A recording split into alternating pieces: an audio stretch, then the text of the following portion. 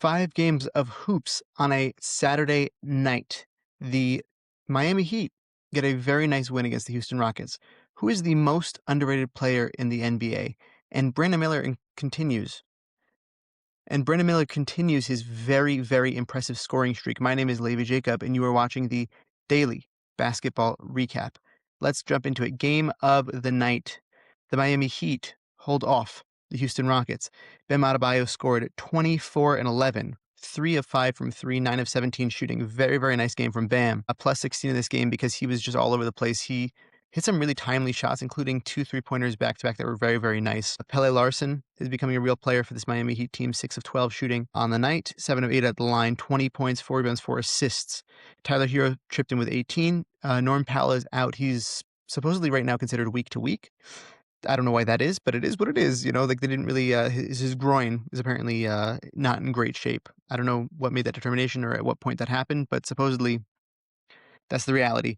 Khalil Ware in 29 minutes put up 13, 15, and a block. But honestly, in watching the game, he seemed like he was everywhere on defense. It was very, very impressive from him. Very chippy game, to say the least. Kevin Durant and Tyler Hero got into it. Kevin Durant put up 32, 5, and 8 after his very high scoring game of the highest scoring game, I should say, of his season up to this point was last game with 40 points. He continues that trend, taking 20 shots tonight. Amen Thompson, 20, 11, and 4. Şengün really, really was lacking, 13, 6, and 3 with 2 steals.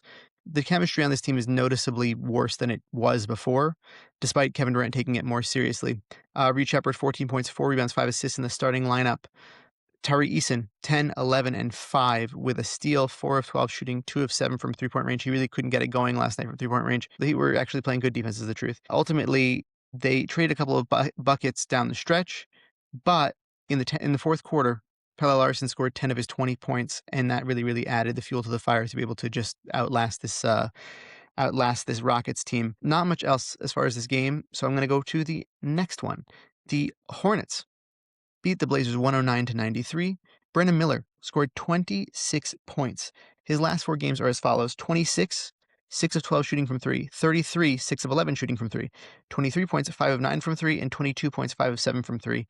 He's been on a heater recently, and the Hornets are on a 4-game win streak as a result of it. Very, very impressive from Brandon Miller.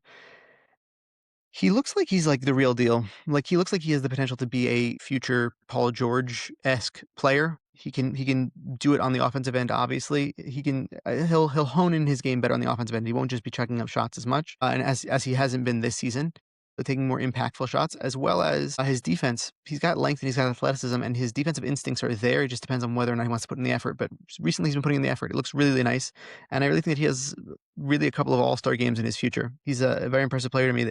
I'm very glad that the Hornets took him where they took him a couple of drafts ago. Aside from him, LaMelo Ball, 15 and 8. Miles Bridges hit 14 and 8 with a really, really nice dunk, really crazy putback dunk. 3 steals, 5 assists. Moussa Diabate in his second game back, 13, 11, and 5 assists, 5 of 7 shooting from him.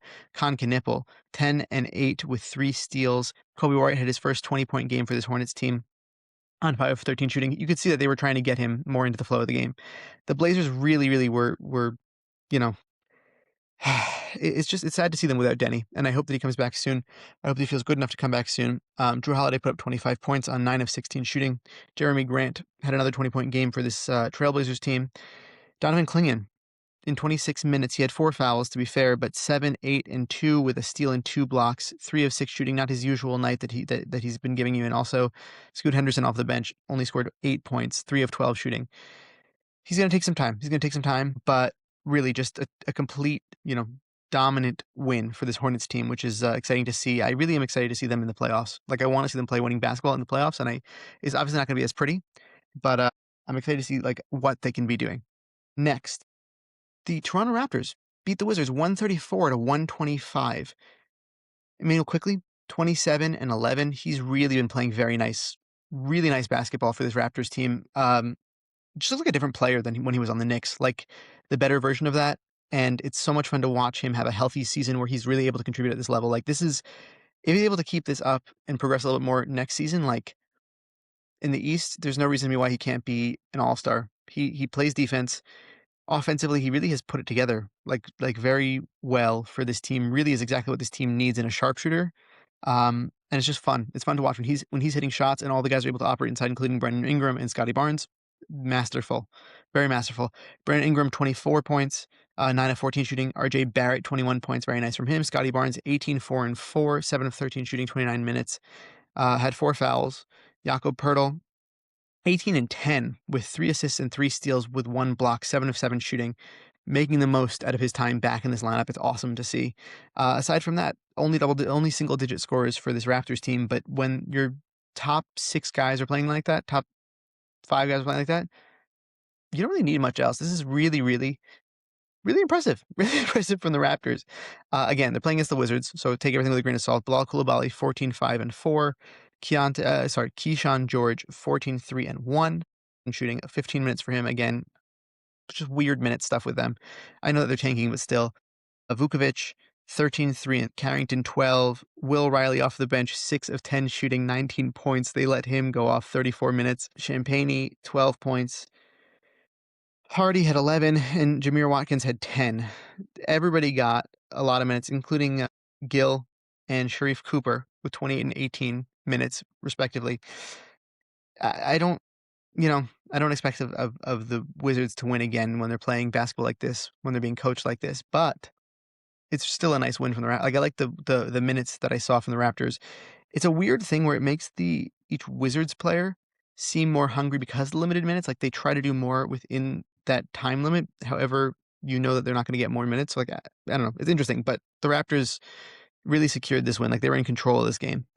The Lakers beat the Warriors. Luka Doncic had 26 on his birthday. LeBron had 22, 7 and 9. Austin Reeves had 18. Off the bench, Luke Kennard had 16, 3 and 3. DeAndre Ayton, by the way, 4 and 10 with 2 of 5 shooting in 20 minutes for them. Man, it's just bad. The vibes of this team are really not great at this moment in time. And I think that they will get better before the playoffs because they usually do with LeBron's teams, but it's upsetting. Like, I want to watch LeBron play competitive basketball in a postseason, and I just feel like we're not going to get it again. Jake LaRavia had 15 points. Yeah, the Warriors, Guy Santos came through once again with 14 points, 4 rebounds, and 2 assists, 6 of 12 shooting. Again, he looks like a guy that really could play a good two-way role for this Warriors team. Moses Moody had 12 points. Anthony Melton had 10. Gary Payton had 12.